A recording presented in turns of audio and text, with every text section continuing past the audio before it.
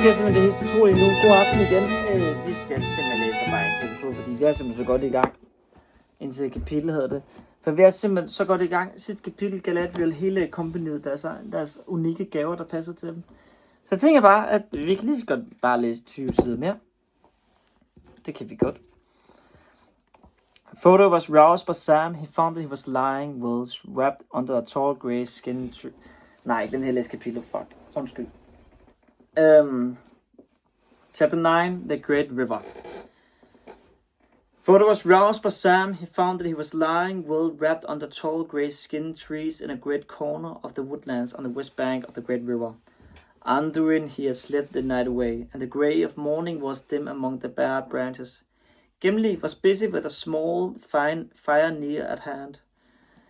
They started again before day was broad. Not that most of the company were eager to hurry southwards. They were content that the decision which they must make at latest when they came to Rorros and the Tinder Rock Jarl still lay some days ahead, and they let the river bear them at its own pace, having no desire to hasten forward the perils that lay beyond, whichever course they took in the end.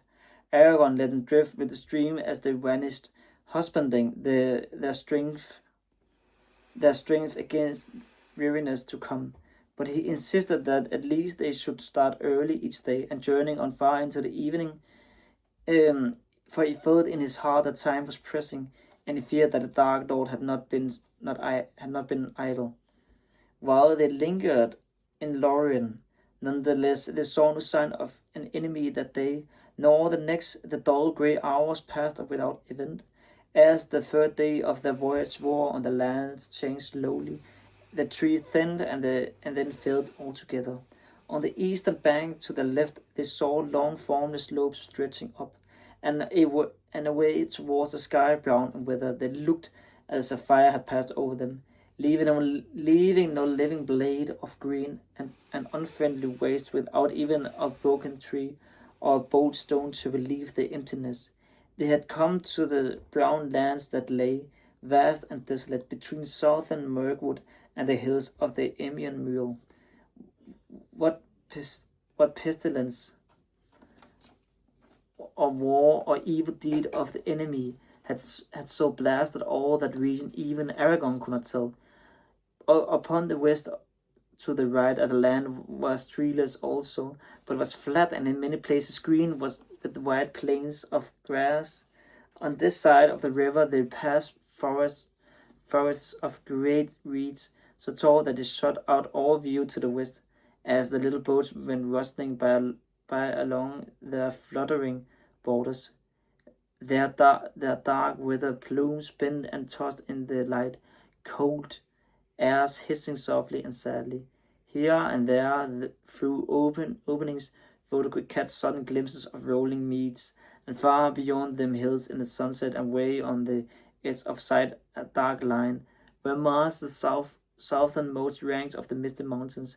There was no sign of living moving things save birds. Of these there were many, small fowl whistling and piping in the reeds, but they were seldom seen. Once or twice the travellers heard the rush and whine of swan wings, and looking up they saw great farlines streaming along the side. "Swans?" said Sam. "And mighty big ones too." "Yes," said Aragorn. "And they are black swans. How white and empty and mournful in this country looks," said Frodo. "I always imagined that as one journeyed south it got warmer and merrier until winter was left behind forever." "But we are not yet journeyed far south yet," answered Aragorn. "It is still winter, and we are far from the sea. Here the world is cold until the sudden spring, and we may yet have snow again, far away down in the Bay of Belfalas. To which Anduin ruins, it is warm and merry. Maybe would be but for the enemy, but here we are not above the 60 leagues, I guess, south of the Southfarthing, away in your shire, hundreds of long miles yonder. You are looking now southwest across the north plains of the Riddermark. Rohan, the land of the horse lords. Ere long we shall come to the mouth of the Limelight that runs down from Fangorn to join the great river. This is the north boundary of Rohan, and of old all that lay between Limelight and the White Mountains belonged to the Rohirrim. It is a rich and pleasant land, and its grass has no rival. But in these evil days folk do not dwell by the river, or ride often to its shores. Anduin is right, yes, yet the orcs can shoot their arrows far across the stream, and of late it is said that they have dared to cross the water and raid the herds and studs of Rohan. Sam looked from bank to bank uneasily. The trees had seemed hostile before, as if they had harbored secret eyes and lurking dangers. Now he wished that the trees were still there. He felt that a company was too naked afloat in little open boats, and in the midst of shelterless lands and on the river that was the frontier of war. In the next day or two, as they went on, borne steadily southwards, this feeling of insecurity grew, and all the company, but for a whole day they took to their paddles and hastened forward. Their banks slid by. Soon the river broadened and grew more shallow. Long stony beaches lay upon the east, and there were gravel shoals and the water, so that the careful steering was needed. The brown lands rose into bleak worlds, over which was flowed a chill air from the east. On the other side, the meads had become rolling downs. Had become rolling downs of withered grass, and missed a land of fen and tussock. Frodo shivered, shrinking of the lawns and fountains, the clear sun and gentle rains of Lothlorien. There was a little speech, no laughter in any of the boats. Each member of the company was busy with his own thoughts.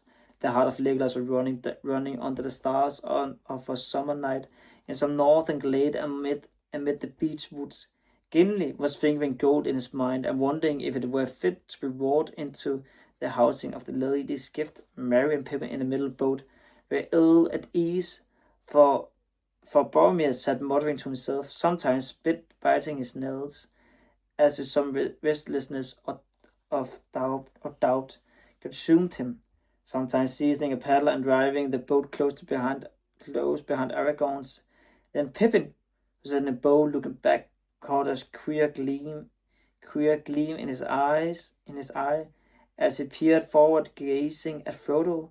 Sam had long ago made up his mind that though boats were maybe not as dangerous as he had been brought up to believe, they were far more uncomfortable than ever he had imagined. He was cramped and miserable, having nothing to do but stare at the winter lands crawling by and the grey water on either side of him. Even when the paddles were in use, they did not trust Sam with one. As dusk drew on the fourth day, he was looking back over the bowed heads of Frodo and Aragorn. In the following boats he was drowsy, and longed for a cant and the feel of earth under his toes. Suddenly, something caught his sight. At first he stared at it listlessly. Then he sat up and rubbed his eyes, but when he looked again, he could not see it any more. That night they cramped on a small eyot close to the western bank. Sam lay rolled in blankets beside Frodo. I had a funny dream in an hour or two before we stopped, Mr. Frodo, he said. Or maybe it wasn't a dream funny, it was anyway.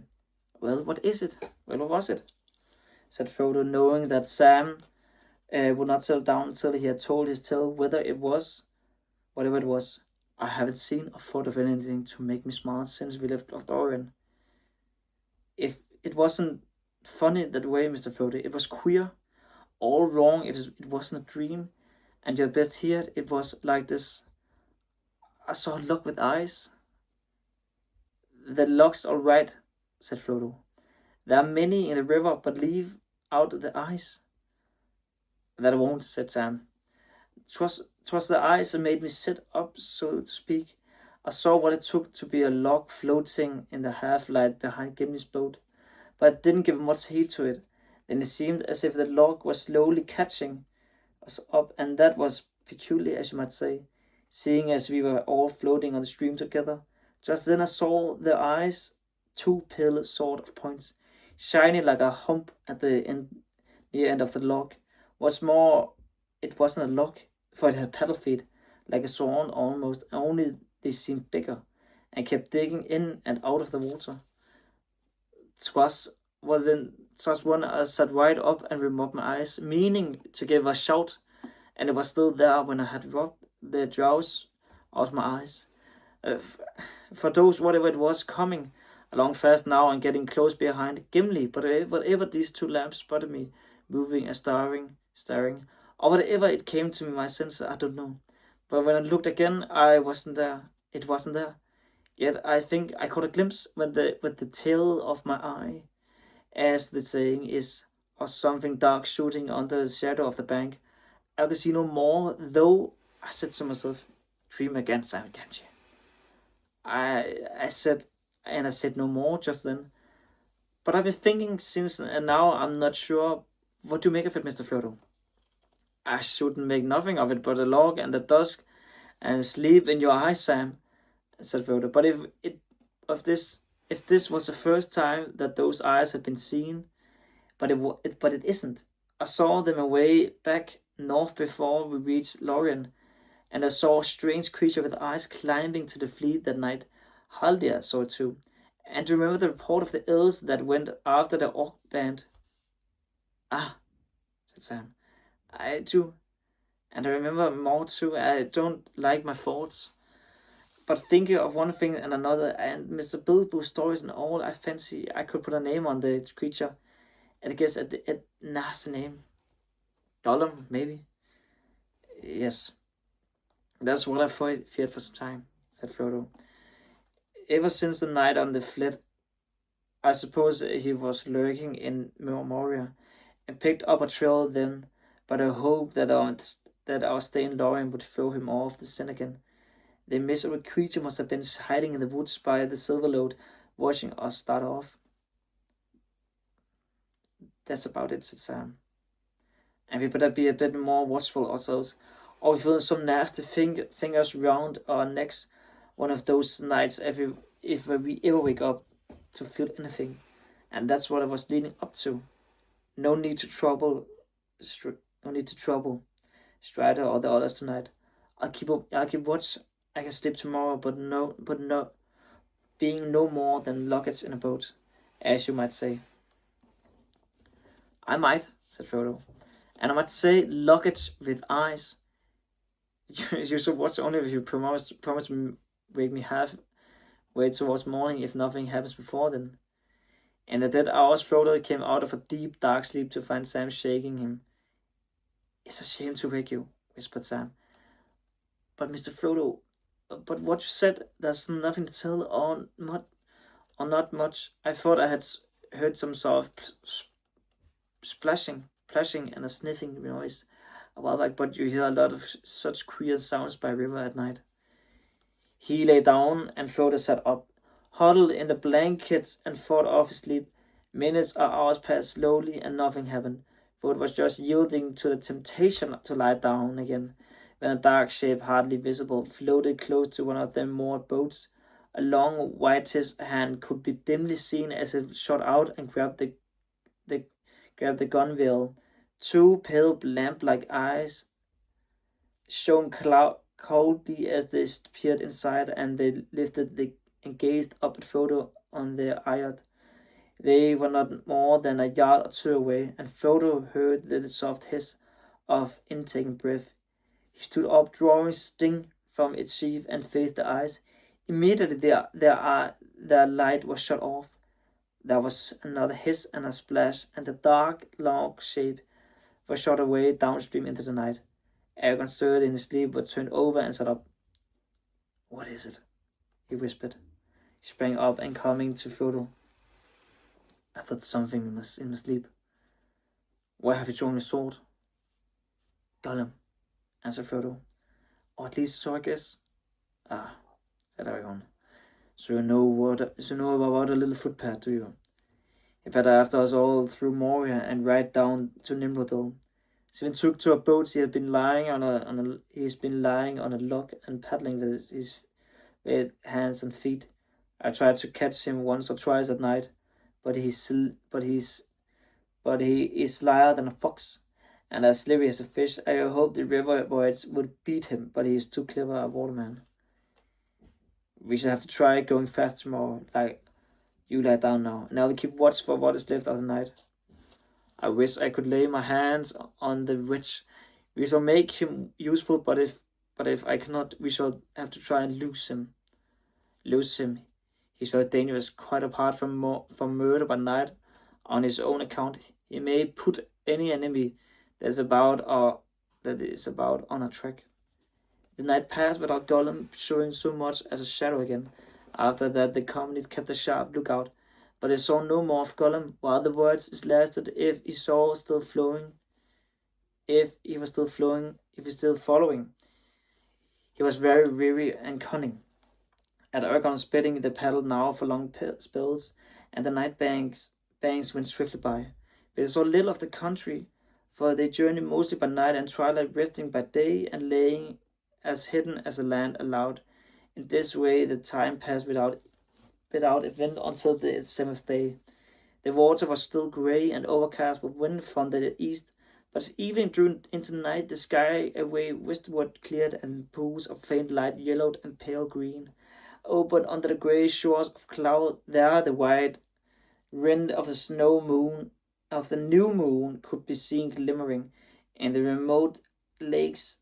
Sam looked at it and puckered his brows. The next day the country on either side began to change rapidly. The banks began to rise and grow stony. Soon they were passing through a hilly rocky land, and on both shores there were steep slopes buried in hilly rocks laid on both shores, and there were steep slopes buried in deep breaks of thorn and slough, tangled with brambles and creepers. Behind them stood low crumbling cliffs and chimneys of grey weathered stone, dark with ivy, and beyond these again there rose high ridges crowned with winding wreathen firs. They were drawing near to the grey hill country of the Emian Mule, the southern march of Wilderland. There were many birds about the cliffs and the rock chimneys, and all day high in the air flocks of birds had been circling black against the pale sky as they lay in the camp. That day Aragorn watched the flights, doubtfully wondering if Gollum had been doing some mischief, and the news of the voyage was now moving in the wilderness. Later, as the sun was setting and the company was stirring and getting ready to start again, he described a dark spot against the fading light, a great bird high and far off, flying on slowly southwards. Jeg tjekker lige hurtigt, mange sidder tilbage, for jeg er træt.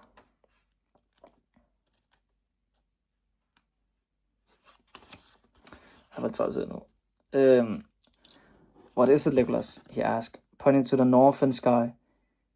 Is it as I think, an eagle? Yes, said Legolas.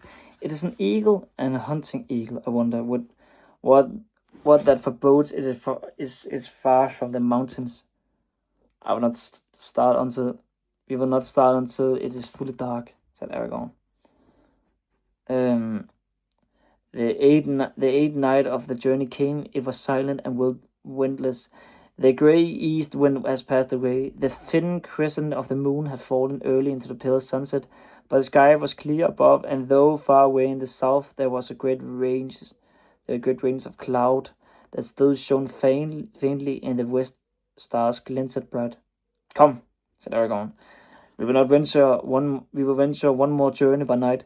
We are coming to reaches of the river that I do not know well, for I have never journeyed by water in these parts before, now between here and the rapids of San Gibir. But if I am right in my reckoning, those are still many miles ahead. Still that dangerous places even before we come there. rocks and stony eyes in the stream, we must keep a sharp watch and not try to paddle swiftly. To Sam in the leading boat was given the task of watchman. He lay forward, peering into the gloom. The night grew dark, but the stars above were strangely bright, and there was a glimmer on the face of the river. It was close on midnight, and they had been drifting for some while, hardly using the paddles, when suddenly Sam cried out.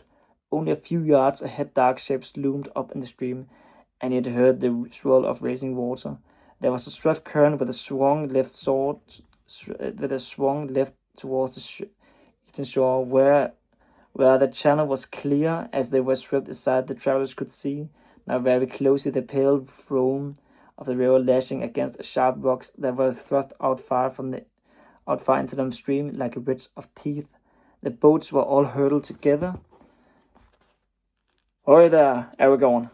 shouted Boromir, as his boat bumped into the leader. "This is madness. We cannot dare the rapids by the night, but no boat can live in Sangibir, be it night or day." Back! Cried Aragorn. Turn if you can." He drove his paddle into the water, trying to hold the boat and bring it around. I am out of my reckoning," he said to Frodo. "I do not know that we have come so far. Anduin flows faster than I thought. Sangibir must be close at hand already." With great efforts, they checked the boats and slowly brought them about, but at first they could make only small headway against the current, and all that time they were carried nearer and nearer to the eastern bank. Now dark and ominous, it loomed up in the night. "All together, paddle," said Boromir. "Paddle, or we shall be driven to the shoals."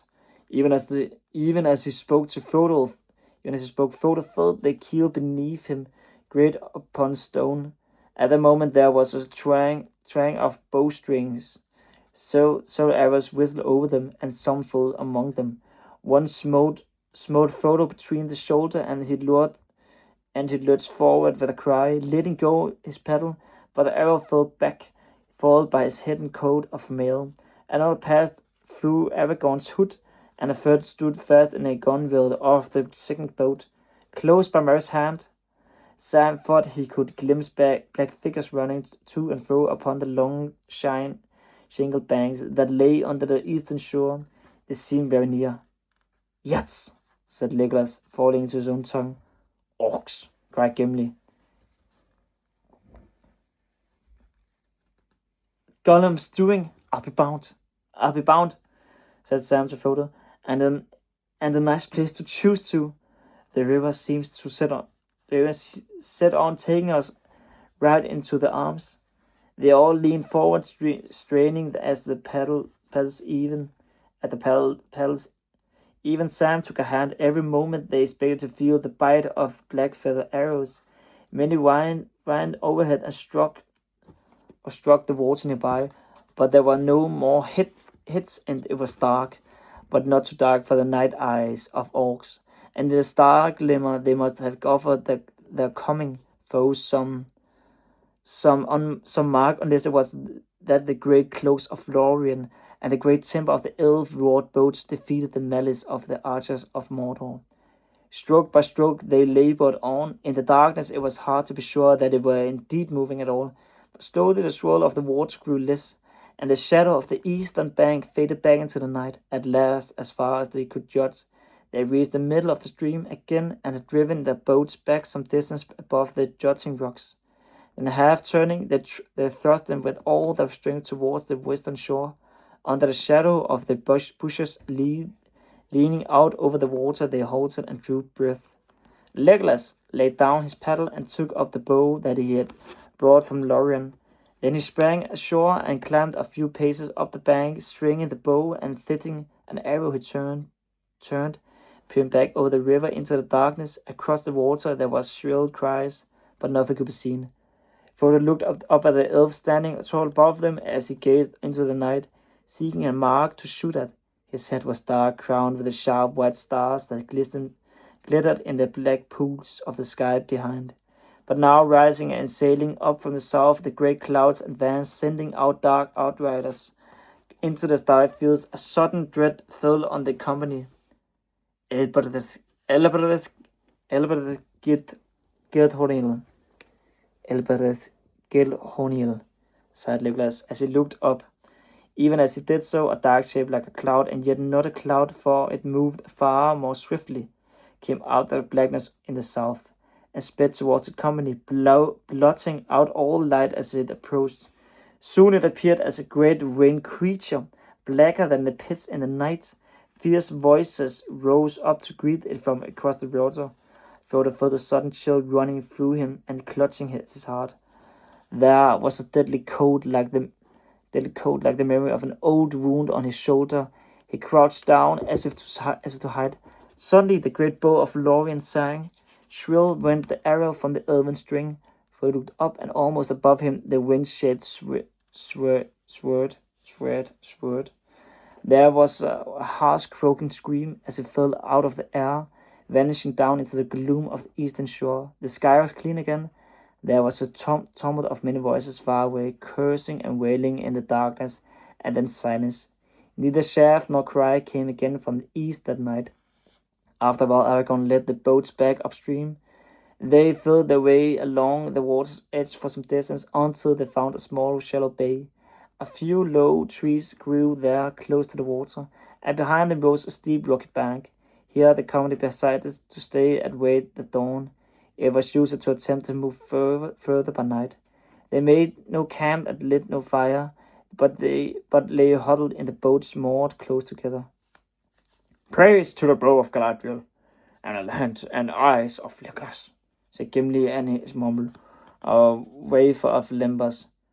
"That was swiftly shot in the dark, my friend." "I was so dark and dark, my friend." "But who can say what it hit?" said Legolas. "I cannot," said Gimli, "but I'm glad that the shadow came no nearer. I liked it not at all. Too much it reminded me of the shadow of Moria. The shadow of the Balrog," he ended in a whisper. "It was not a Balrog," said Frodo, still sharing with the chill that had come upon him. "It was something colder. I think it was..." Then he paused and fell silent. "What do you think?" said Boromir eagerly, leaning from his boat as he was trying to catch a glimpse of Frodo's face. "I think... No, I will not say," answered Frodo. "Whatever it was for its fall has dismayed our enemies." "So it seems," said Aragorn. "Yet where they are and how many and what they will do next, we do not know. This night we must all be sleepless. Dark hides us now. But what the day will show, who can tell? Have your weapons close to hand?" Sam, tapping the hilt of his sword as he was counting on his fingers and looking up the sky. "It's very strange," he murmured. The moon's the same in the Shire and in the Witherland, or it ought to be, but either it's out of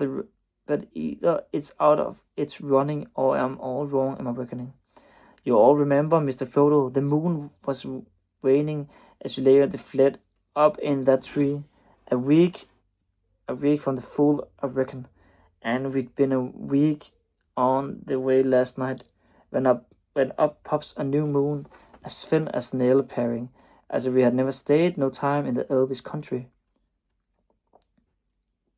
Well, I can remember the 3 nights there for certain, and I seem to remember several more, but I will take my oath it was never a whole month. Anyone would think that the time did not count in there. And perhaps there was a way of it, said Frodo.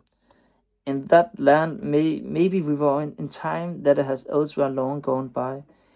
It was not, I think, until Silverlode bore us back to Anduin that returned to the time that flows through mortal lands to the great sea. And I don't remember any moon, either new or old, in Carter's Galthorn.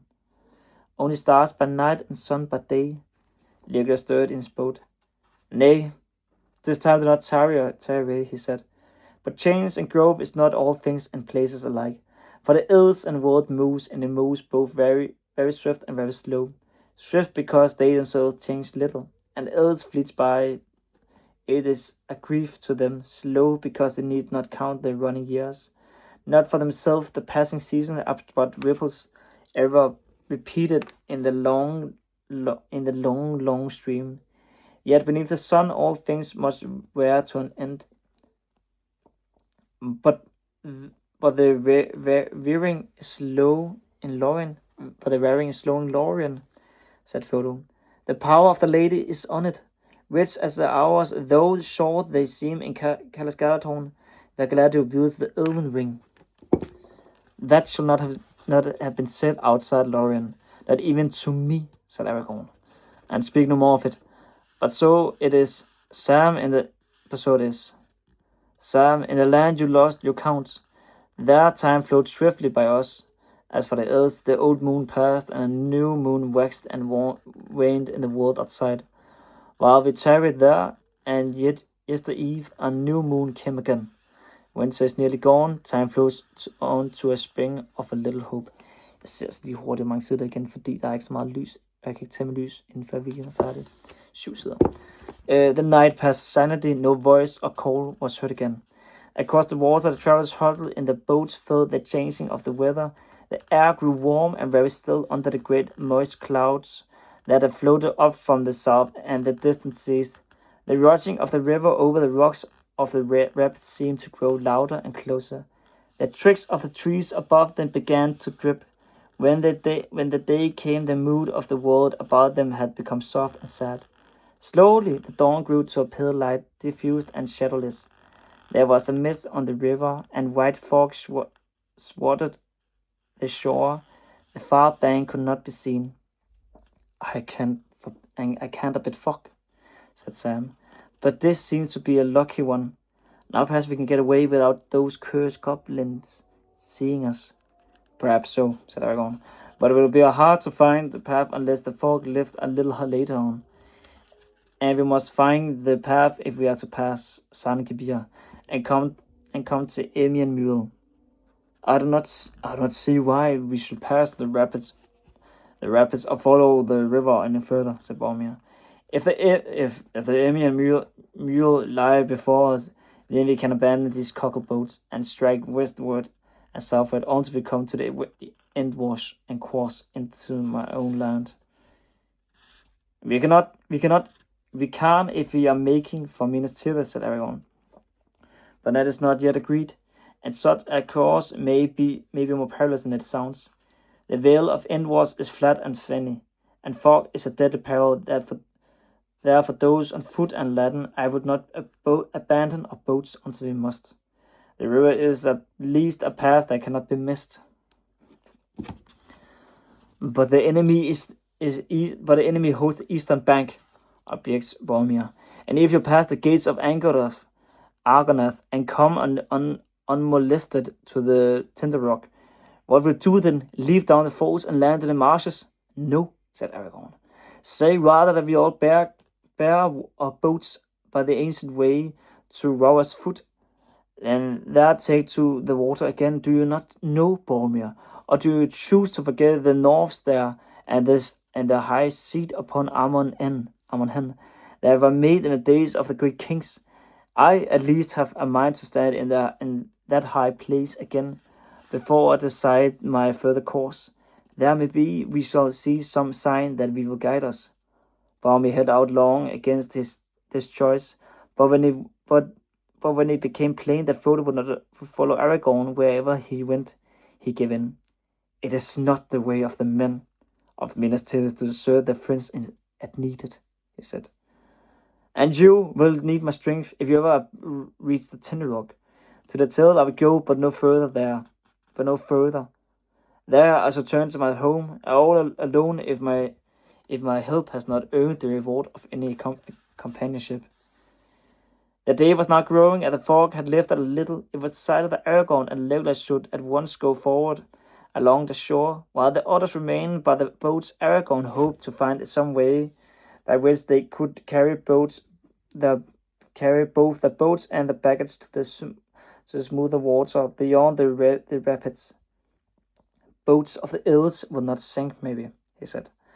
But that does not say that we should come through Sarngibir alive. They had never done so yet. The road was made by the men of Gondor in this region. For even in the greater days, the realm did not reach up Anduin beyond the Emian Wheel, but there is a portage way somewhere on the western shore. If I can find it, I cannot yet have perished, for light boats used to journey out of the Winterland down to Osgiliath, and still did so until a few years ago, when the orcs of Mordor began to multiply. Seldom in my life has any boat come out of the north, and the orcs prowl on the east shores, said Boromir. If you go forward, peril would grow with every mile, even if you find a path. Peril lies ahead on every southward road, answered Aragorn. Wait for us one day. If you do not return in that time, you will know that evil has indeed befallen us. Then you must take a new leader and follow him as best you can. It was with a heavy heart that Frodo saw Aragorn, and Legolas climbed the steep bank and vanished into the mists. But his fears proved groundless. Only 2 or 3 hours had passed, and it was barely midday when the shadowy shapes of the explorers appeared again. All is well, said Aragorn. As they clambered down the bank, there's a track, and it leads to a good landing that is still serviceable.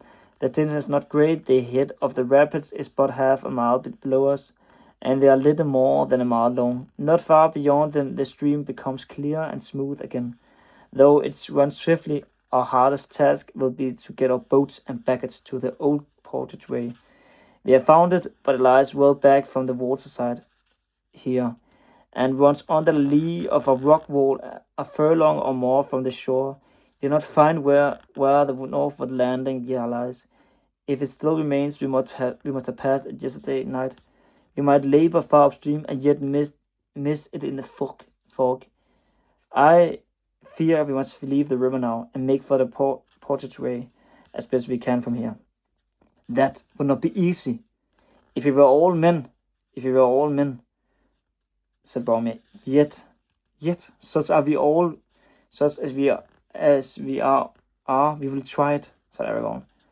Aye, we will, said Gimli.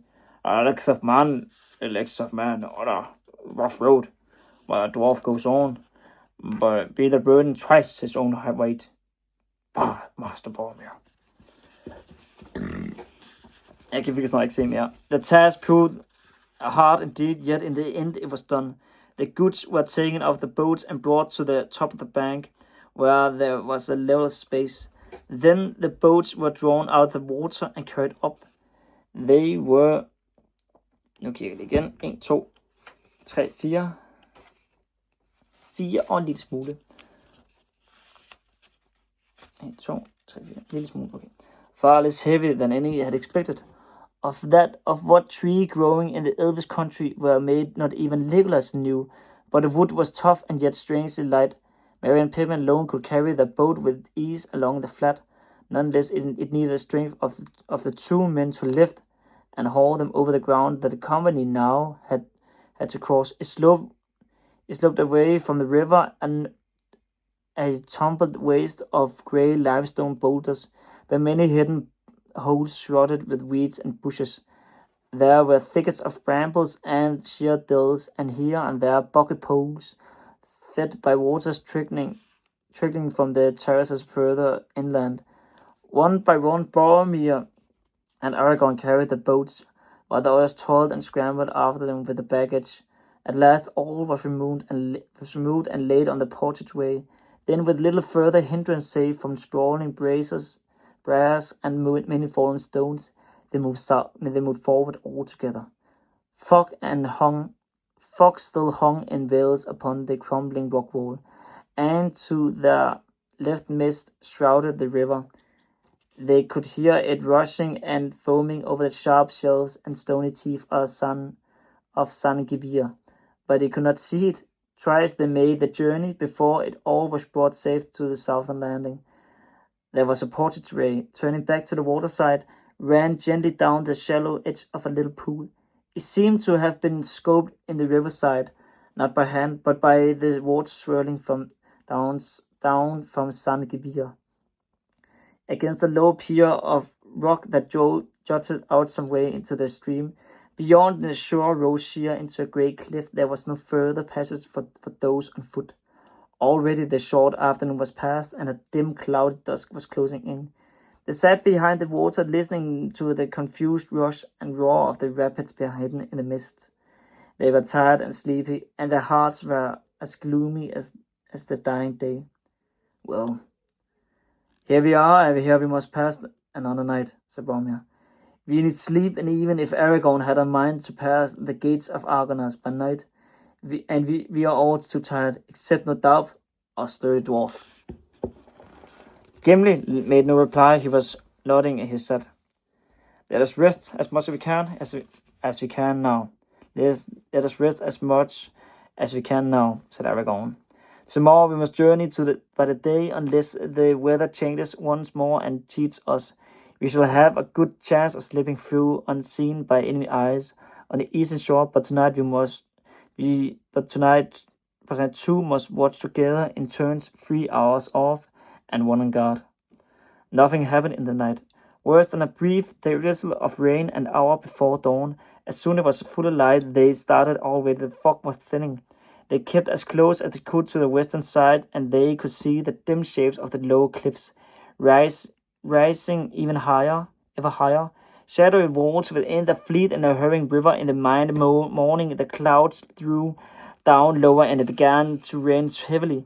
They drew the skin covers over the boats and prevented them from being flooded, and drifted on. Little could be seen before them or about them through the grey falling curtains. The rain, however, did not last long. Slowly the sky above grew lighter, and suddenly the clouds broke, and their draggled fringes trailed away. Northwards up the river, the fogs and mist were gone. Before the travelers lay a wide ravine that the great rock sides to which clung up upon shelves and in narrower crevices. A few thorn trees, the channel grew narrower and the river swifter. Now they were speeding along with little hope of stopping or turning. Whatever they might meet ahead, over them was a lane of pale blue sky. Around them the darker overshadowed river, and before them, black shutting out the sun, the hills of Emion Muir, in which no opening could be seen. Frodo, peering forward, saw in the distance 2 great rocks approaching like great pinnacles or pillars of stone. They seemed tall and sheer and ominous. They stood upon either side of the stream, and narrow gap appeared between them, and the river swept the boats towards it. Behold the Argonath, the pillars of the kings," cried Aragorn. "We shall pass them soon. Keep the boats in line." Det går nok svært at se nu efterhånden. As far as part as you can. Hold the middle of the stream. As Frodo was borne towards them, great pillars rose like towers to meet him. Giants seemed to him was grey figures, silent but threatening. Then he saw that they were indeed shaped and fashioned like the craft and power of old had wrought upon them, and still they persevered through the suns and rains of forgotten years, the mighty likeness in which they had been hewn. Upon great pedestals founded in the deep waters stood 2 great kings of stone. Still with blurred eyes and crannied brows, they frowned upon the north. The left hand of each was raised palm outwards in gesture of warning. In each right hand there were an axe. Upon each head there was a crumbling helm and a crown. A great power and majesty they still wore, and the silent wardens of a long vanished kingdom. Awe and fear fell upon Frodo, and he covered down, shutting his eyes and not daring to look up as the boat drew nearer. Even Boromir bowed his head as the boats whirled by frail and fleeting as little leaves under the enduring shadows of the sentinels of Numenor. So they passed into the dark chasm of the gates. Sheer rose the dreadful cliffs to unguessed heights on either side. Far off was the dim sky. The black waters roared and echoed, and the wind screamed over them. Frodo, crouching over his knees, heard Sam in front muttering and groaning. "What a place! What a horrible place. Just let me get out of this boat, and I will never wet my toes in a puddle again, let alone in a river. Fear not, said a strange voice behind him. Frodo turned and saw Strider, and yet not Strider, for the weather-worn ranger was no longer there.